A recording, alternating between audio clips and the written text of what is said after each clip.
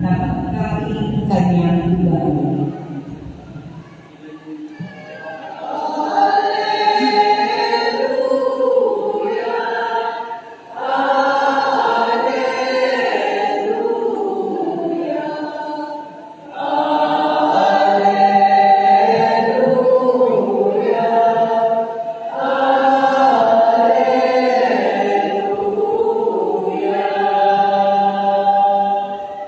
Sumainyo ang Panginoon. At sumainyo rin. Ang mabuting balita ng Panginoon ayon kay San Mateo. Papuri sa iyo, Panginoon. Noong panahon iyon, nang marinig ni Jesus ang pagkamatay ni Juan Bautista, siya'y sumakay sa isang bangka at nag-iisang pumunta sa isang ilang na lugar. Nang mabalitaan naman iyon ng mga tao, sila'y lumabas ng bayan at lakad na sumunod sa kanya. Paglungsad ni Jesus sa dalampasigan, nakita niya ang napakaraming taong yaon. Nahabag siya sa kanila at pinagaling niya ang mga may sakit na dala nila. Nang dapit hapon na rin lumapit sa kanya ang mga alagad, sinabi nila, "Ilang ang pukok na ito at malapit ng lumubog ang araw. Papuntahin na po ninyo sa mga nayon ang mga tao upang makabili ng kanilang makakain." Hindi na sila kailangan umalis pa, sabi ni Jesus. Kayo ang magbibigay sa kanila ng makakain. Sumagot sila, "5 po ang tinapay at 2 ang isda natin. Dalhin niyo rito," sabi niya. Pinaupo niya sa damuhan ang mga tao. Kinuha ang 5 tinapay at 2 isda. Tumilala sa langit at nagpasalamat sa Diyos. Pinagtira-piraso niya ang mga tinapay at iniutos sa mga alagad na ipamigay iyon sa mga tao. Kumain silang lahat at nabusog. Tinipon ng mga alagad ang lumabis at sila'y nakatulog ng 12 bakol ng tira-pirasong tinapay. May 5,000 lalaki ang kumain, bukod pa sa mga babae at mga bata. Ang mabuting balita ng Panginoon.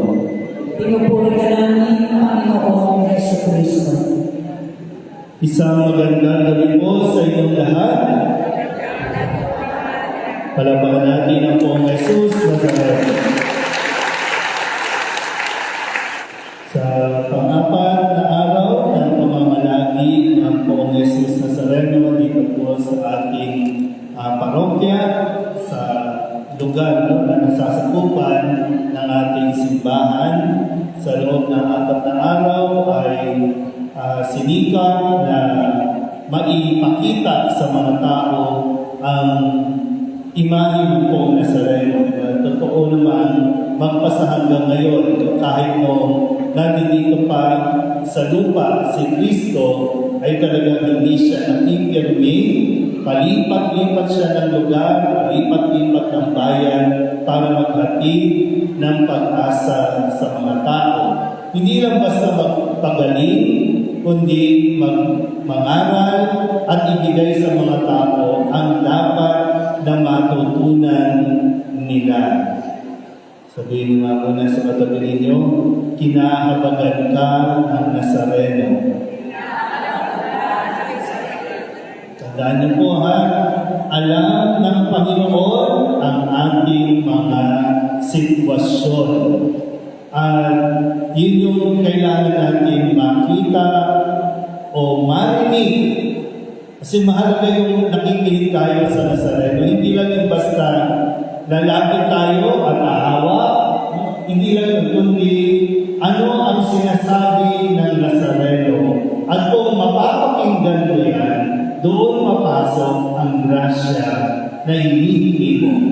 Ano man yan? Grasya kagalingan, grasya na magkalaman ng mga pitaan ninyo, grasya na magkatrabaho, grasya na makipagbati sa mga kaaway. Kung ikinig ka lang sa mga salita ng Poong Nazareno, makukuha mo ang kasalanan. Dahil ang kailangan talaga natin, no? Yung pag-uugali na mga dapat baguhin. Kasi kahit magaling ka ngayon, pag hindi mo binago ang iyong ugali, walang mangyayari. Isa sa mga ugali natin, no, na narinig natin sa unang pagbasa, itong mga Israelita ay nagrereklamo sa Panginoon. Pero yun nga, yung mga Israelita, inilabas na sila sa Ehipto. Doon sa Ehipto, inaalipin sila, pinahihirapan sila. Inilabas sila ng Panginoon at maglalakbay sila patungo sa lupang pangako. Pero habang maglalakbay, parang dumadalas ang pagreklamo ng mga Israelita, ng mga tao. Noong una, nagreklamo sila, nagugutom na sila, mamamatay daw sila sa gutom, sa disyerto. Paano na sila? Buti pa doon sa Ehipto, nakakain sila. So, nagbigay ng mana ang Panginoon, nagpaunan. Diba? Ang instruction sa kanila, tuwing umaga, lalabas kayo para mamulot ng mana na inyong kakanin. Sa kalaunan, ano nangyari? Nagsasawa na sila sa mana. Kasi ang sabi nila dito ay gusto namin makakain ng karne. Yung mga reklamo na, ano yung reklamo na tatabihin mo? Anong reklamo? Diba? Lalo na pagdating sa pagkain, kasi ito yung nilalaman ng ating mga pangkasa. May pagkain sila, pero ang reklamo nila, nagsasama na sila sa mana. Gusto naman nila makakain daw ng karne. Sabihin nyo nga sa katabi mo, huwag kang reklamador. Diba yun ang isang problema natin? Reklamo lang tayo ng reklamo, pero ano naman natin kumilos? Dito nga sa Paraiso, sa area ito, reklamo tayo ng reklamo na baha, ng baha, ng baha. Ayaw mo naman magpalit ng mga politiko. Diba? Reklamo lang ng reklamo. Ano gagawin natin? Diba? Pero ano yung buti na lang, itong isang matututunan natin, ang Diyos ay talaga mahabagin sa tao. Pero wala nang ginawa ang mga Israelita kundi magreklamo. Pero ang Diyos naman, kahit na naiinis ka, binibigyan mo rin ng tao. Pero yun na, diba? Ang problema natin, yung inuuna natin yung reklamo. Anong sabi sa unang pagbasa sa ating Ebanghelyo? Lumapit o nakita, di ba? Nung nag-posisyon kahapon, wala sa simbahan natin, inilipot, bago dali dito, ang daming taong sumunod sa Kanya. Maraming taong lumalapit sa Kanya. At nahabag, sabi dito, nahabag si Jesus sa kanila. Kaya, yung reklamo, kung papalitan mo yan ng pusong mahabagin, yung compassionate heart, kasi kung mayroon kang compassion, ibig sabihin, nauunawaan mo ang kalagayan ng isang tao. Inuunawa mo o nauunawaan mo ang pinagdaraanan ng iba. Kaya si Kristo, nauunawaan niya ang kagutuman natin. Naintindihan niya. Kaya nga siya naging tao. Para maintindihan ang ating nararamdaman at maipaunawa sa atin na masabi natin na uunawaan tayo ng Diyos. Okay na tayo? Okay. Kaya, nahabag si Kristo sa mga taong sumusunod sa Kanya. Magugutom ang mga ito. At tinanong niya ang mga alagad. Pero ano ang sabi ng mga alagad? Nagreklamo lang kay Kristo. Lord, naman. Dahil sa pagreklamo nila, ang sinasabi nila kay Kristo ay, pauwiin lang po siya. Kasi wala tayong may mapakain sa mga yan. Totoo naman, wala silang may papakain, pero ang Diyos ngayon. Kaya nga, ang sabi ng Nazareno, ang sabi ni Kristo, kayo ang magbibigay sa kanila ng pagkain. Kanino manggagaling ng pagkain? Sa Diyos. Kasi ilan lang ba yung dalaga? 5 pirasong tinapay, 2 pirasong isda. O, totoo naman, hindi sila. Kaya nga, ang Diyos ang magpapakain sa ang Diyos ang mag-provide. Ang alagad lang ang mag-distribute. Naintindihan ba?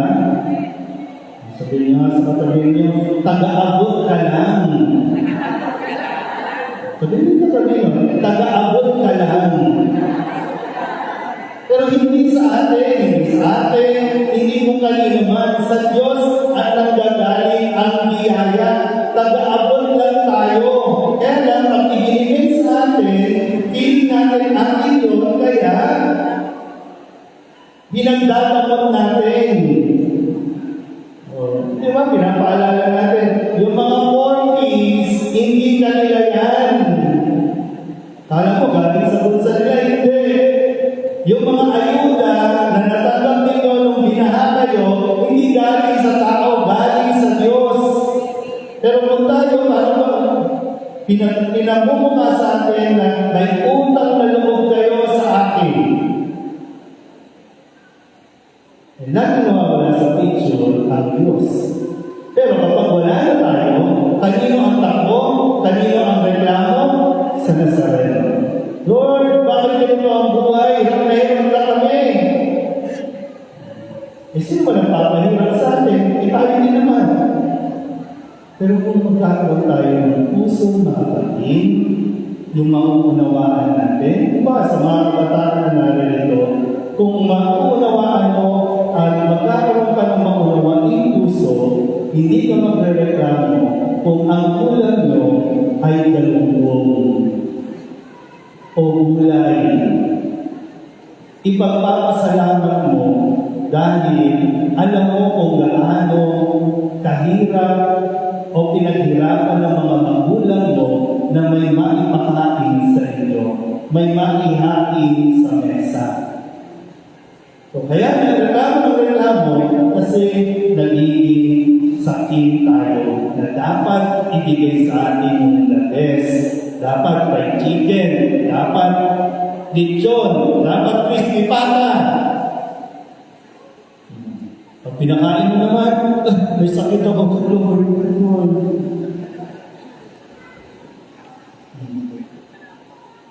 Natake na, na-stroke na, sa katakawan, sa kaartihan.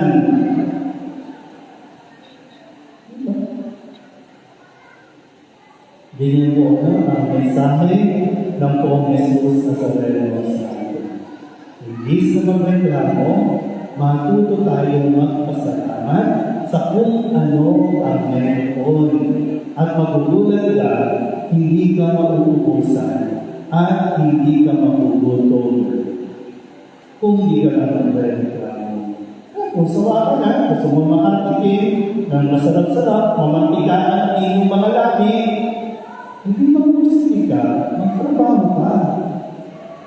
Gusto mo makakain ng masarap, hindi magtrabaho ka. Hindi yung asa ka lang ng asa sa iba. Na para bang obligasyon nila na makaingin ka, na dapat ikaw matuto ka magtrabaho. Sabihin nga rin sa katabi ninyo, bawasan mo ang reklamo.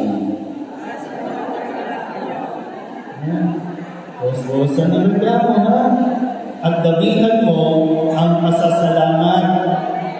Hindi lang tayo yung paghahawak tayo mamaya dito, Lord, pwede naman, Lord, pwede naman. Sana naman mayroong paghawak dito, salamat Lord, at buhay pa ako. Salamat Lord, kahit may sakit ako, nakakalakad pa, nakakapagsalita pa. Salamat Lord, kasi mayroong ayuda. Salamat Lord, kasi kailan pa darating yung 40s? Kailan? Ito, hindi kayo nakakatalap ng 40s. Naintindihan mo. Salamat Lord kasi hindi ako bingin. Kasi parang ito lang yung mga nakakatanggap ng Fortis. Ano nga yung Fortis? Biyaya din yan. Kaya lang, sadyang natututong maging tamad ang tao. Diba? Iba, trabaho ng trabaho para may maibigay dito sa mga tamad. Yung 40s, sa mga nakakatanggap ng 40s dito, inegosyo nyo naman. Huwag na namang ibingo lang o itokit lang yan. Inegosyo ninyo sa atin. Hindi naman sa susunod na buwan, pag nagpalit ng mayor, suspended, 3 months, 6 months, wala pa. Pero sana mas maging mautak naman kayo, ha? Ipuhunan ninyo. Itigdan ninyo. Para mas hindi, mahirap yung isa wala ng dignidad, yung aasa ka lang. Yung dignidad ng tao, nandoon sa kapag yung nakikita mo yung pinagpaguran mo, pinagsikapan mo, kakain ka galing sa iyong pinagpawisan. Doon yung dignidad ng tao. Dito po, no? Sana mamaya, paglapit ninyo sa Nazareno, pagposisyon natin, huwag lang reklamo ang ating tulong sa Kanya.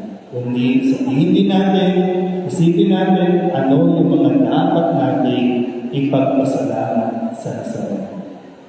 Amen?